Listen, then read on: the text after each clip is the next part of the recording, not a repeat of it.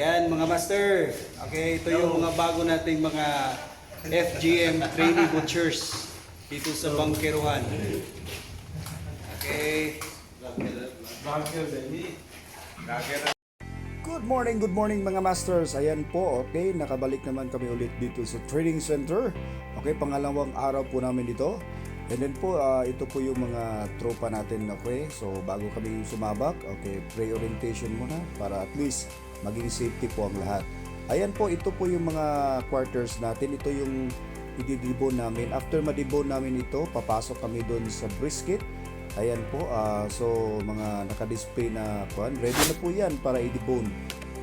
Pagkatapos naming maubos yan mga masters, okay, mag-focus kami dito sa brisket. Ayan yung mga tropa natin. So, ginagalingan talaga nila kung paano i-remove yung mga brisket. Okay, ito po yung mga ribs po ng baka. Ayan po.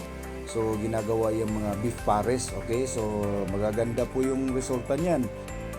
Okay, dahil fresh na fresh pa kasi yung beef natin galing sa slaughter. Okay, so itong mga butchers deboner natin na mga beef, okay, so sila po yung gusto talagang matuto yan.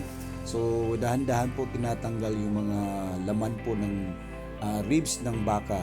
Okay, so guys, kaway-kaway naman kayo dyan mga masters. Okay, sila po yung willing na matuto maging butchers. So sa mga gusto pong mag-aral na maging butchers, okay, so comment lang po kayo, i-message po ako, at least matutulungan ko po kayo kung paano magsimula maging butchers. And of course mga masters, kailangan talaga willing po kayo mag-aral na maging butchers kasi hindi po madali yung trabaho natin. So sa abroad po, mas mabilisan po yung trabaho doon kasi may conveyor po.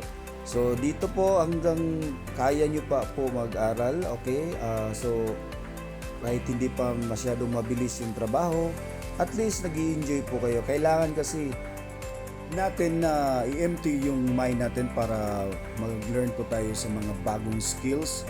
And of course, sa sunod nating video, antabayanan nyo po kasi marami pa tayong matutunan mga masters. Okay? So good luck po sa inyo and God bless you all.